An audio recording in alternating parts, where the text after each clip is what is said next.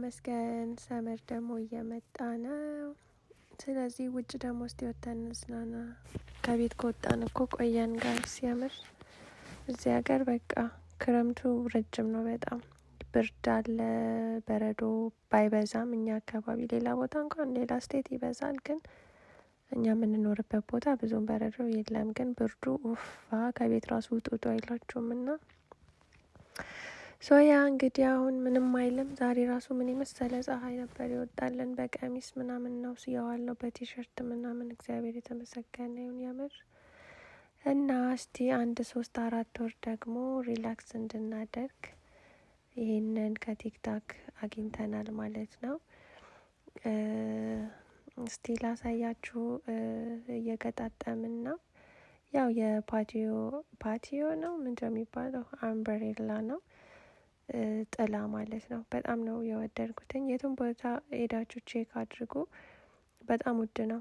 ካስኮ ራሱ ሄዳችሁ ቼክ አድርጉት። አሁን ሰሞኑን ካስኮ ራሱ በጣም ብዙ እያሳዩ ነው፣ እና እዚህ ግን በጣም ርካሽ ነው። ይሄኛው እንዴት እንደሚያምር እዩት። ያ ገና ብዙ ነገር ይቀረናል እንግዲህ፣ መቀመጫዎች ምናምን፣ ወንበር ምናምን፣ ሶፋ ነው ምንድነው የሚባለው? እንደዚህ አይነት ነገር እንግዲህ ጠብቁ ጋሚንግዙን።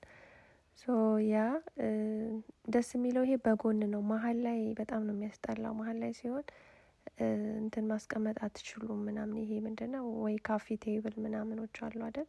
ይሄንን ግን ከጎን ነው ማለት ነው። እና ምንም አያስቸግራችሁም። ባይዘዌ ከፍ ማድረግ ትችላላችሁ ወደ ላይ። እኛ እዚህ ጋር ቴስት እያደረግ ነው ስለነበረ ነው ከፍም አላደረግነውም። ትንሽ አቀራረጽም ብዙ አይደለም፣ በጣም ትልቅ ነው ባይዘዌ። እና ሙሉ ፀሐይዋን ከቨር ያደርግልናል እና ወደነዋል። ብቻ ሌላ ስቴፑን ደግሞ እናሳያችኋለን። ለጊዜው ግን ይሄን ይመስላል። አላሰርነውም ሙላ በደንብ ያ እናሳውቃችኋለን። ሊንኩን መግዛት ከፈለጋችሁ ሊንኩን ከስር አስቀምጥላችኋለሁ።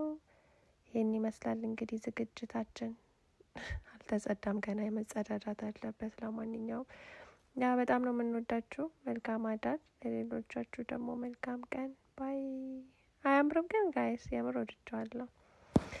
መጨረሻውን ደግሞ አሳያችኋለሁ እንግዲህ ሳሰማምረው። ባይ ባይ።